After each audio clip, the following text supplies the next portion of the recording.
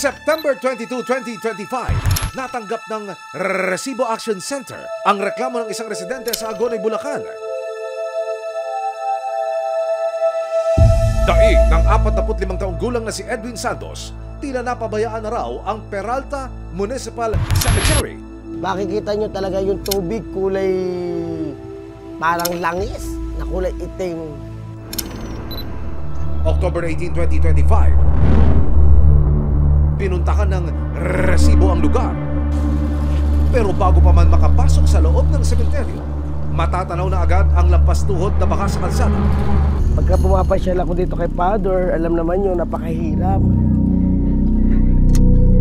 Ako, napakalaki ng tubig doon sa main gate. Hindi ko kaya talagang dumaan doon. Mahirap, ayan, gaganyan ka pa. Dito na lang siguro ako sa ibabaw. Sisilipin ko na lang, titignan ko na lang. Para at least makita ko madalaw ko siya. Medyo may amoy.